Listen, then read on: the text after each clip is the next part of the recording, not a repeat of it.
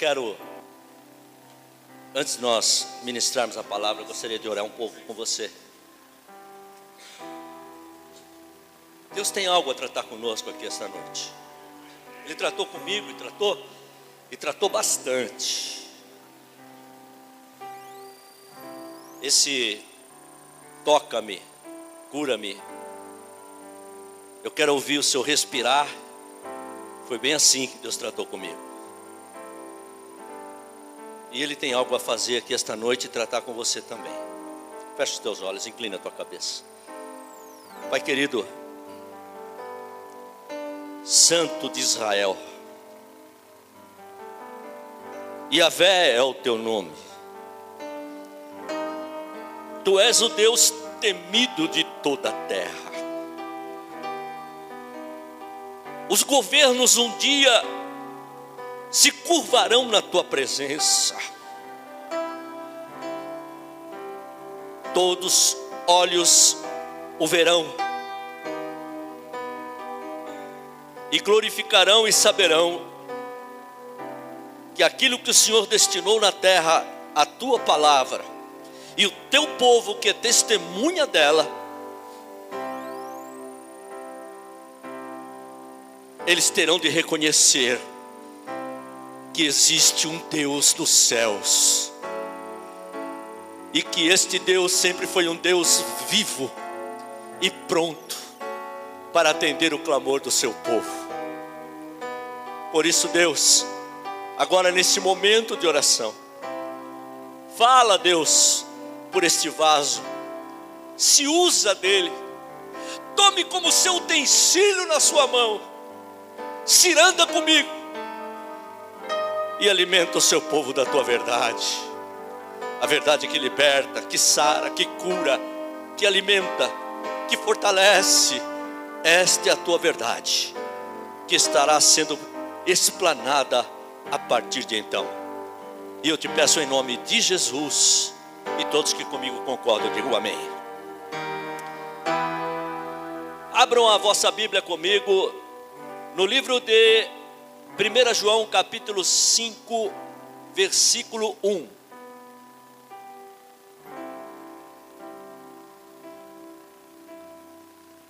João, lá no final da sua Bíblia, você tem as cartas de João, logo após de Pedro. Obrigado, filho.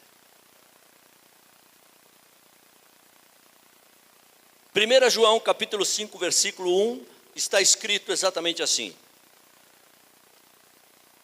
todo aquele que crê que Jesus é o Cristo e nascido de Deus, todo aquele que crê que Jesus é o Cristo é nascido de Deus, e todo aquele que ama ao que o gerou também ama ao que dele é nascido. Eu quero tomar como tema essa noite um texto. Em cima desse texto, o tema é nascidos de Deus que vence o mundo. Amém, queridos? Podemos assentar.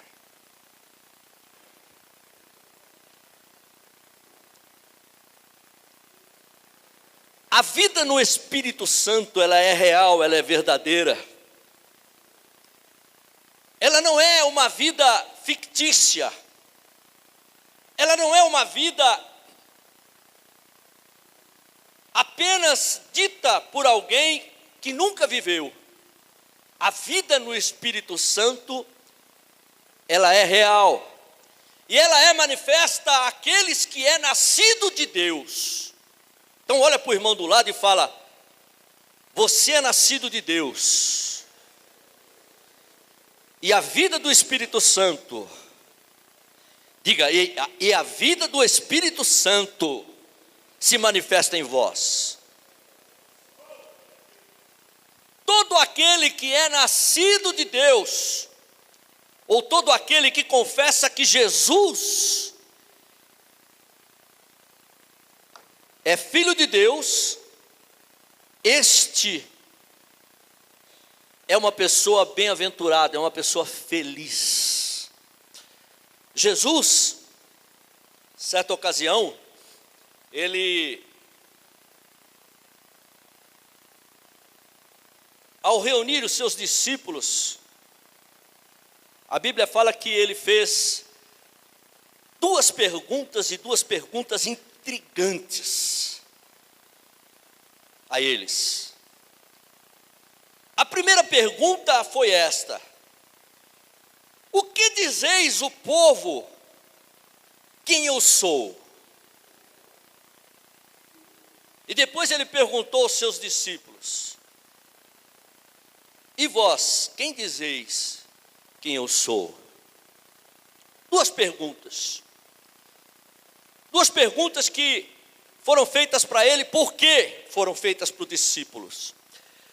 Porque era chegado o momento e a hora oportuna de se fazer essa pergunta, para saber qual era o conceito definido que os discípulos tinham acerca dele, Jesus.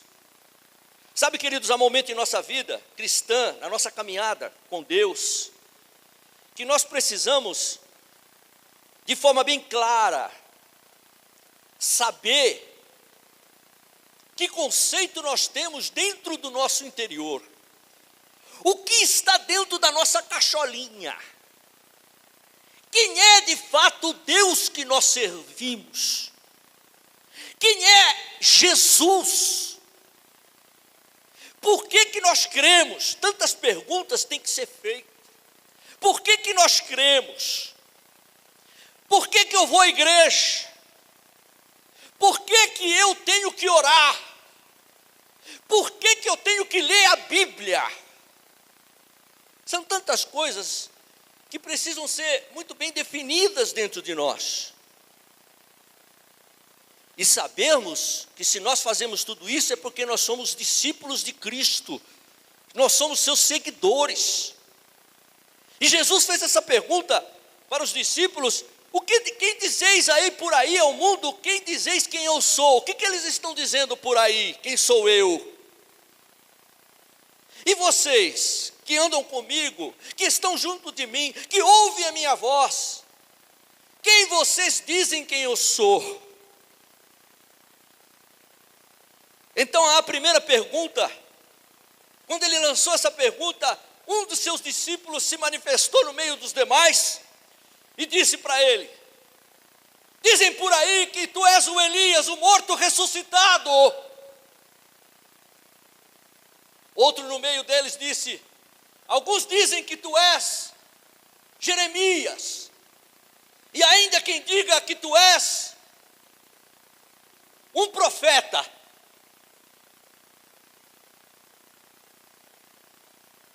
E Jesus então, se aproximando mais de perto daquele grupo, eu vejo a coisa dessa forma. Ele olhou fixamente aos olhos de todos eles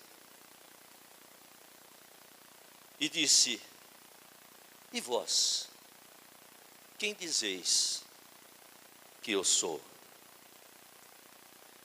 Certamente houve um silêncio.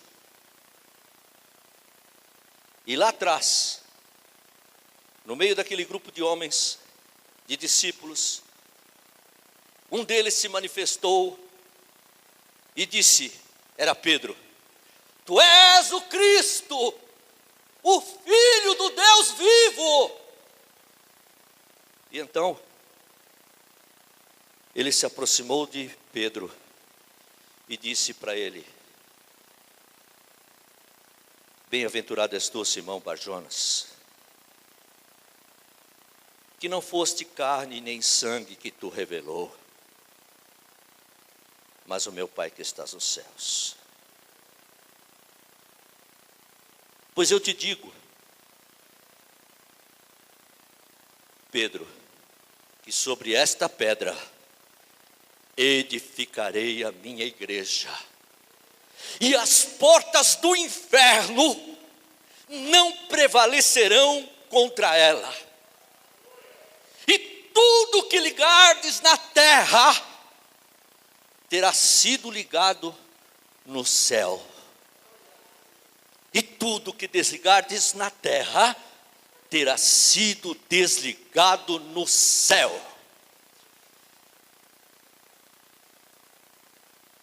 Interessante que Jesus naquele momento, ele estava fazendo um firmado com o seu discípulo Pedro e com todos os ouvintes que estavam ali observando e vendo aquela cena. E que firmado era esse? Jesus estava firmando um marco na história deles.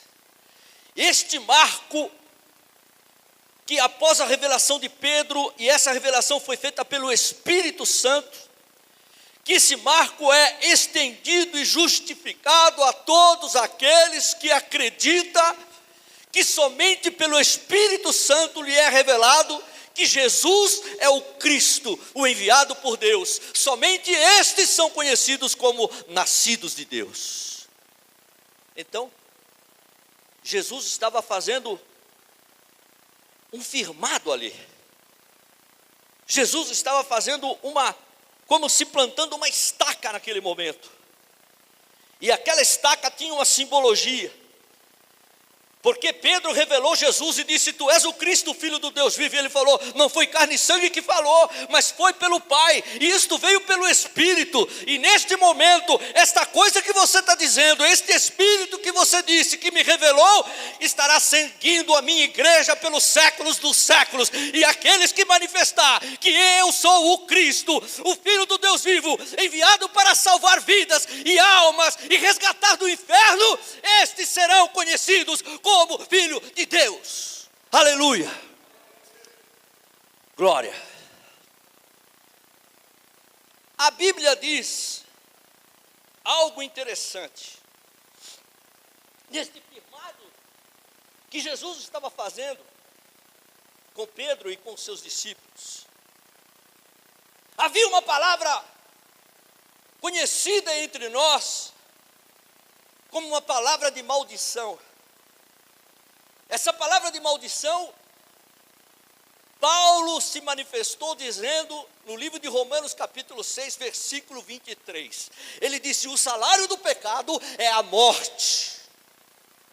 E para que se manifestasse então o Cristo, Filho do Deus vivo, ele veio para fazer cumprir isso que estava escrito, a morte pelo pecado.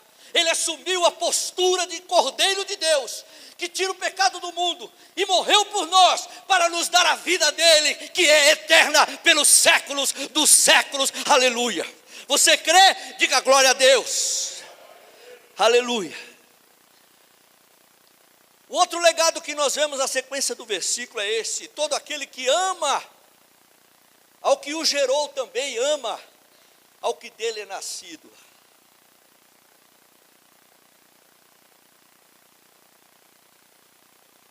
Eu creio que aqui todos nós fomos gerados por Ele. E quando eu falo Ele, estou falando de Jesus. Nós somos gerados por Jesus. E Ele mesmo disse assim: a todos aqueles que foi gerado por Ele, também ama aos nascidos por intermédio dEle. Nós precisamos aprender isso. Nós precisamos entrar dentro de nós esta ideia, esta visão, de que se Cristo gerou a mim, também gerou o meu irmão. E se eu fui gerado por Cristo, eu amo o meu irmão que foi gerado por Ele. Entenderam? Glória. Nascidos de Deus. João capítulo 3, versículo 1 ao versículo 8. O que é que você vê lá em João capítulo 3? Você vê a história de Nicodemos. Eu quero falar um pouquinho a respeito disso com os meus irmãos. A questão do novo nascimento. O novo nascimento, através dos séculos, tem trazido uma confusão mental. E muita gente não consegue entender. Gente sábia, gente letrada, gente que tem se debruçado na ciência do conhecimento, não consegue entender a respeito daquilo que aconteceu com Nicodemos numa conversa que ele teve com Jesus. Jesus falou para ele acerca do novo nascimento e ele não entendeu. E por que não entendeu? porque ele não era nascido de Deus. Essa é a primeira razão, o tópico principal. Nós só entendemos, aqueles que são nascidos de Deus, é que entendem a respeito do novo nascimento, porque o novo nascimento só é dado àquele que tem Jesus, aquele que tem o Espírito, aquele que é revelado por Deus. É sobre isso que eu estou aqui comentando com os meus irmãos, e que esta pessoa chamada Nicodemos, ele não compreendeu, ele não entendeu. Quem é nascido de Deus recebe o Espírito Santo e passa a entender as coisas que não entendia antes. Por favor, alguém abra João 14, 16 e 17 e leia para mim. E outro irmão leia João 16, 7 e 8. João 14, 16 e 17.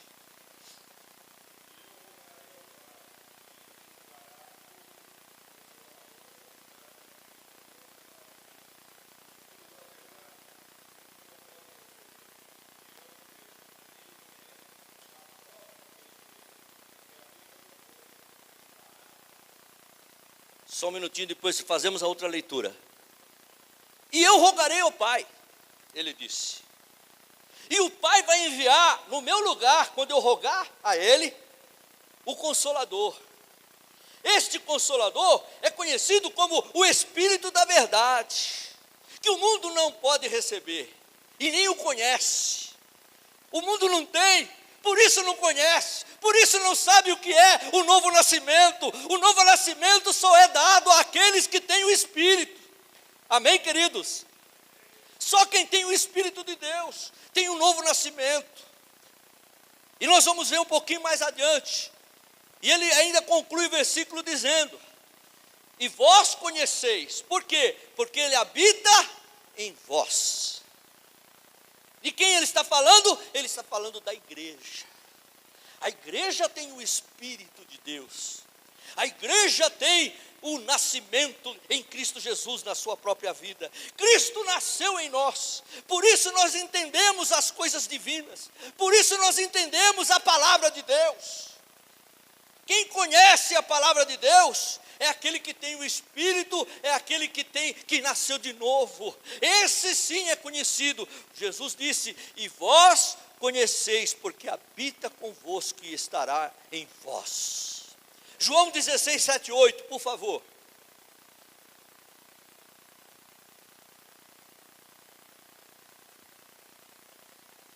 Podem ler. João 16, 7 e 8. Leia, Rodrigo.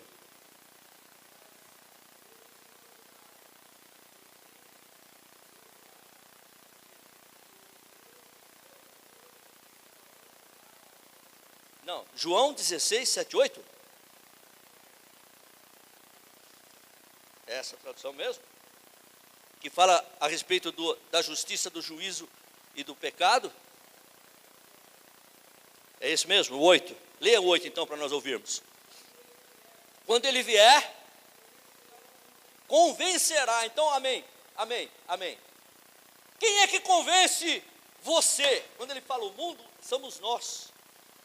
Quem é que convence a cada um de nós acerca do juízo, da justiça, daquilo que é pecado, daquilo que é errado, daquilo que não deve ser feito, daquilo que Deus abomina, daquilo que Deus diz: olha, isso você não fará, porque se fizer isso vai trazer um preço, um juízo para você. Quem que convence? O Espírito de Deus. Amém, queridos? Estou mostrando alguns versículos para os meus irmãos, para saber a respeito do novo nascimento. Quem é nascido de novo e quem não é nascido de novo.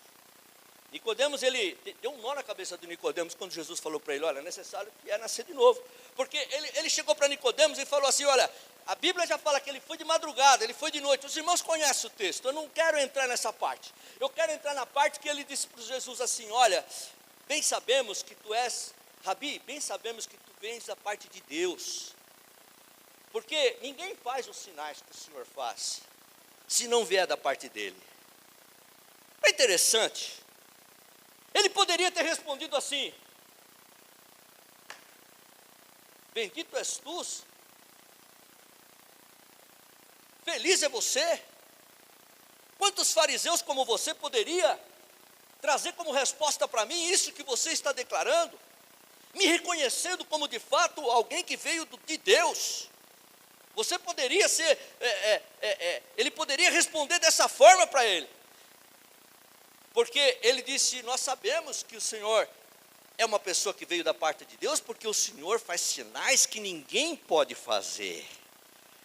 E ele responde a Nicodemos,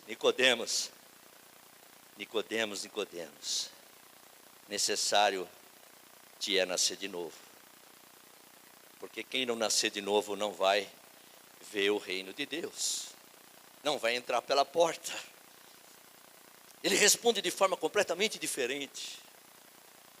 É a mesma coisa que você estiver dizendo uma coisa para alguém, esse alguém responder para você uma coisa completamente diferente. Fica tanto difícil de entender.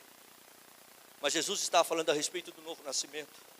E por que Jesus estava falando isso para ele? Para que ficasse registrado nos anais da história, na Bíblia, para que eu e você viéssemos ter conhecimento disso. Que é necessário um novo nascimento, sim.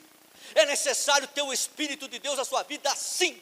Porque sem o qual você jamais conhecerá a Deus, sem o qual jamais nós poderemos entrar pela porta estreita no céu e gozarmos da eternidade com Ele. Ele preparou lugar, mas esse lugar só será habitado por pessoas que têm o Espírito. Aleluia! Há uma necessidade iminente de Deus.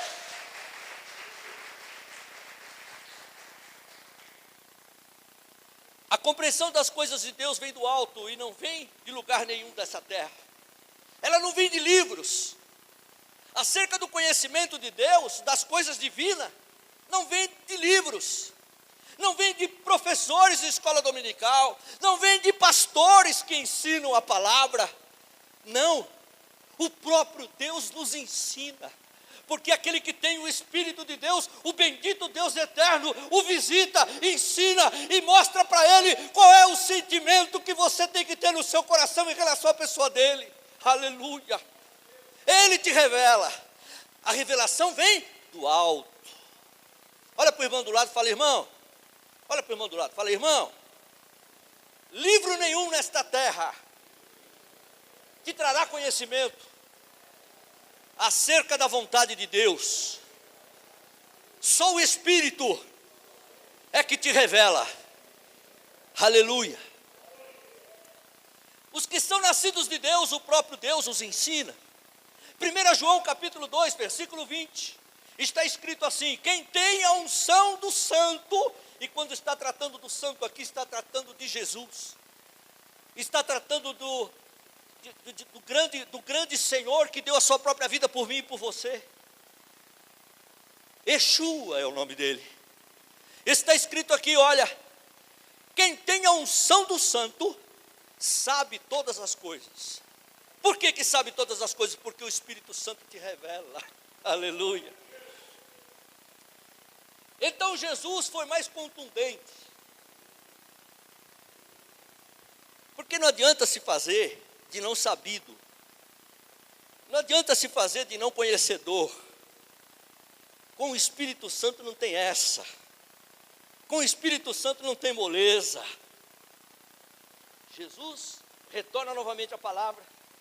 Porque Nicodemos disse assim, como é que eu posso, depois de velho, entrar no ventre da minha mãe e nascer de novo? Eu não entendi. Não vai entender mesmo. Nunca vai entender. Ele disse assim, quem não nascer da água e do Espírito. Da água e do Espírito. O que é, para que serve a água? A água é a palavra que nos lava, a palavra que nos purifica dos nossos delitos e pecados, a palavra que nos torna puros, mais brancos do que a neve, tão puros como a lã, aquilo que foi cantado aqui esta noite, aleluia, a palavra de Deus é que nos justifica, que lava e que leva à condição de sermos purificados em Deus. Se não for pela água e pelo Espírito, depois de limpo, depois do vaso estar em plenas condições de ser usado, da maneira com que Yahvé quer que seja feito, aleluia. Então sim, recebe agora do meu espírito. Fui presbiteriano muitos anos na minha vida. Eu amo os meus irmãos. Não tenho nada contra eles. Tem irmãos aqui que já foi também. Está conosco aqui hoje. Os presbiterianos entendem que quando você aceita Jesus, você já recebe o Espírito Santo. Não está contra a palavra acabou de revelar. Aquele que acredita, aquele que crê, aquele que confessa Jesus Cristo como Senhor da sua vida, ele passa a ter o Espírito de Deus em sua vida. E aquilo começa a haver uma mudança, uma transformação. Essa mudança, essa transformação é paulatina. Mas acerca disso que Jesus fala aqui para Nicodemos, você precisa ser lavado da água, o vaso está limpo. Depois do vaso limpo, então eu vou encher você com o Espírito. E esse Espírito é que vai convencer você, esse Espírito é que vai lutar com a sua carne, esse Espírito é que vai fazer você pensar e refletir antes de tomar qualquer atitude, esse Espírito vai levar você a uma condição de realeza diante de Deus, de limpeza diante de Deus, e esse assentar entre os príncipes de Deus, na tribuna de honra que Ele tem para você e para mim. É desse Espírito que nós precisamos. Glória a Deus mesmo, aleluia. Por que ele disse isso? Porque ele estava diante de um homem chamado Nicodemos. A Bíblia fala que ele era um dos principais dos judeus, ele era um príncipe dos judeus. Nicodemos, ele era um dos fariseus. E os fariseus, eles eram muito caprichosos, rigorosos com respeito à palavra, à Torá. Eles estudavam demais a Torá. Tinha conhecimento da Torá, de trás para frente, de frente para trás, tinha conhecimento de tudo que se falava ali, sabia onde encontrar os livros, sabia de tudo. Mas Jesus disse para ele: Nicodemos, necessário tinha nascer de novo, para nascer de novo tem que ser lavado pela água e pelo Espírito. E ainda conclui dizendo para ele, glória a Deus, sem o qual ele não entraria no reino dos céus. Porque quem é nascido da carne é carne, quem é nascido do Espírito é Espírito. Ele estava dizendo: Nicodemos, não interessa o que você sabe a respeito da palavra. Irmãos, nós podemos passar aqui um ano inteiro trancados aqui dentro, só sair para almoçar e jantar e dormir em casa, mas passar o ano inteiro estudando a palavra e decorando a Bíblia. Decora, come, lê. E um, junto com o outro, tomar o ponto para ver quanto que ele já aprendeu. Saber decora e salteado. Se Jesus vier e o arrebatamento acontecer, muitos vão ficar, mesmo sabendo tudo. Porque a Bíblia está escrito: a letra mata, mas o Espírito vivifica. É sobre isso que Jesus estava falando com Nicodemos e tratando com ele. Não adianta você ter conhecimento, não adianta toda a sua cultura. O que é necessário para você é nascido de novo, da água e do Espírito. Aí você tem lugar no reino dos céus. Amém, queridos? Os nascidos de Deus vencem o mundo. Aleluia. Quem nasce de novo entende as coisas de Deus. Quem não nasce de novo não entende. Eu preciso tomar muito cuidado no que eu falo aqui. Mas eu quero dizer para vocês uma coisa. Em todas as igrejas, não existe placa de igreja e nem denominação. Todas elas têm um grupo de pessoas. E nem todas aquelas pessoas estão prontas para o arrebatamento e serão arrebatadas. Você está me ouvindo? Nem todas elas. Por quê? Porque muitas no meio delas vivem na igreja pela emoção. Chora, se derrete, aceitou a Cristo pela emoção, mas não tem uma vida de maturidade cristã. Não tem um relacionamento tete a tete com o Pai, não ora, não busca, não tem uma vida afinada com Deus. Eu estou falando de coisa muito séria com a igreja. A vida afinada com Deus é que te faz feliz, é que te traz retorno. O diabo tenta levar você a pensar diferente disso. Tenta levar você a relaxar, a colocar sua arma do lado. Irmão, soldado de Cristo não pode deixar a arma do lado, tem que estar com a arma na mão, para quando chegar a situação ele dizer: eis que estou pronto, Senhor, usa-te a mim, para a glória do teu santo nome, eu sou um soldado de Deus. Aleluia, glória. O amor de Deus manifesto. Aqueles que são nascidos de novo, ele tem a capacidade de demonstrar o amor de Deus na sua própria vida. E o que é o amor de Deus? O amor de Deus pelo seu semelhante, pelo seu irmão, pela vida transformada. Ele é manifesto quando você, como que eu posso colocar aquela expressão popular que se fala aí? Eu até escrevi alguma coisa aqui parecida.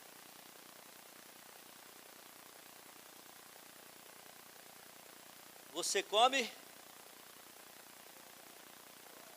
engole sapos. É isso que eu coloquei. Engole sapos. O que é engolir sapos? O irmão que tem o amor de Deus na sua vida, ele procura de toda maneira não machucar o seu irmãozinho. Ele procura de toda forma não retalhar o seu irmão. Ele se preocupa em não machucar e não ferir, porque a preocupação dele é fazer o seu irmão continuar a sua caminhada em direção à glória de Deus. Ele não pode servir como um obstáculo para interromper essa caminhada. Quem tem o amor de Cristo na sua vida, ele engole sapos, se preciso for engolir. É verdade, né, pastor? Que tem hora que dá vontade de dar uma palmadinha. Mas com amor, né, pastor? Dá uma palmadinha com uma mão e sopra com a outra. Quem tem o amor de Cristo são nascidos de novo, nascidos de Deus. E quem é nascido de Deus tem esse amor na sua vida. Fé autêntica. Aquele que é nascido de Deus tem a capacidade de possuir fé autêntica. O que é fé autêntica? Fé verdadeira, genuína. Aleluia. Que fé é essa? É a fé que está em qualquer circunstância. Não existe parâmetros para essa fé. Ou você está na alegria, glória a Deus. Você está chorando, glória a Deus. É isso que Paulo diz. Paulo, quando ele se refere a uma passagem bíblica onde que está aqui, ele disse aqui, onde que está? Aqui. 2 Timóteo, capítulo 1, versículo 12, ele diz assim: eu sei em quem tenho crido. Por quê? Porque ele passava por lutas, por aflições, por angústias. Muitas vezes Paulo chorou. Quem ouviu aqui a mensagem da pastora Ritinha ministrou aqui domingo, foi domingo passado, não é? De manhã, né? De manhã, ela estava ministrando e ela ministrou uma palavra em cima da vida de Paulo. E eu estava sentado observando e vendo, a gente lê tantas coisas de Paulo, mas nunca com detalhes. Mas ela estava falando a respeito das aflições, das angústias, que mesmo sofrendo, mesmo na prisão, mesmo sendo pisado, mesmo sendo judiado, massacrado, ele continuava escrevendo as cartas para as igrejas, falando do amor de Deus sobre a vida deles. Esse que tem o amor, que tem a fé autêntica, ele passa por qualquer situação, ele continua acreditando mesmo sofrendo e sendo machucado. Andar em fé. Os nascidos de Deus têm a capacidade de andar em fé. Andar em fé não é a mesma coisa que ter uma fé autêntica. Fé autêntica, fé genuína é aquela que Deus te dá e você tem que buscar, e você tem que continuar firme e forte, e isso você só obtém através de muita oração, através de muita busca, através de muita leitura da palavra, e o Espírito vai te abraçando e vai te achegando a você, e Ele vai te ministrando e vai te dando condições de você superar os obstáculos. Mas agora andar em fé é outra situação. Andar em fé é você estar em qualquer situação que você possa estar, em qualquer, na alegria, na tristeza, em qualquer vida, em qualquer momento, em qualquer lugar que você esteja, seja lá o que você esteja fazendo, você está acreditando pela fé. Você sabe em quem você tem crido, você sabe quem é o seu Deus. Ele jamais te abandonará, Ele sempre trará uma resposta. Aonde existem caminhos fechados, sempre haverá uma porta aberta, porque Ele abrirá para você entrar por ela e encontrar a saúde e a alegria e a felicidade em Deus. Aleluia! Glória! 1 João capítulo 5, versículo 4. Porque todo aquele que é nascido de Deus vence o mundo. E esta é a vitória que vence o mundo, a nossa fé. Oh, gostoso, que coisa boa, né? Glória a Deus. Olha para o irmão do lado, fala: irmãozinho, deixa eu falar mais uma vez para você. Você é aquele que vence o mundo,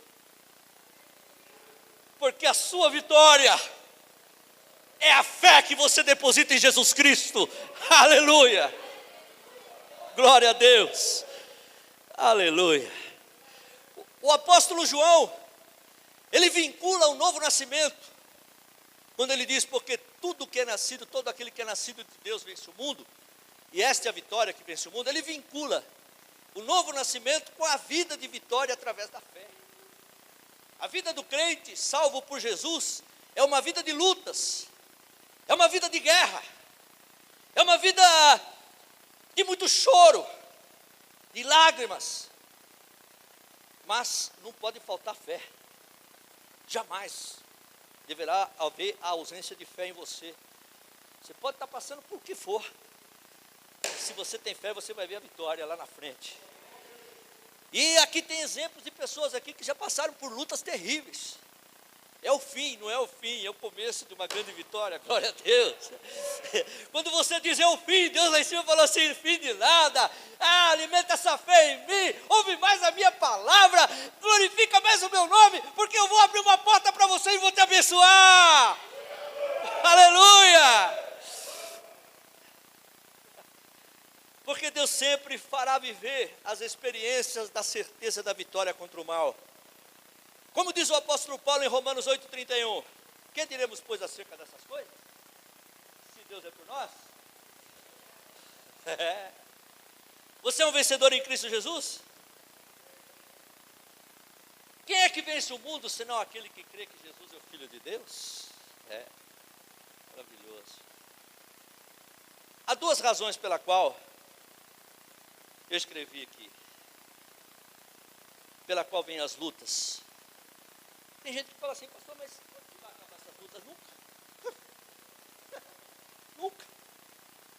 A vida do crente é cercada por elas. Glória a Deus mesmo. Nunca vai acabar a luta. Às vezes cessa. O Senhor te dá um refrescozinho. Você toma aquele refresco e fala assim: oh, que bom, né? Agora eu vou viver em paz. Vem vindo outra aí, espera que vem chegando. E por que você não consegue ter um refresco longo e duradouro? Por duas razões. A primeira razão é que você está sendo testado o tamanho da sua fé diante do seu Deus. Deus quer saber se você continua confiando nele, ou você vai procurar recursos próprios para poder solucionar o problema.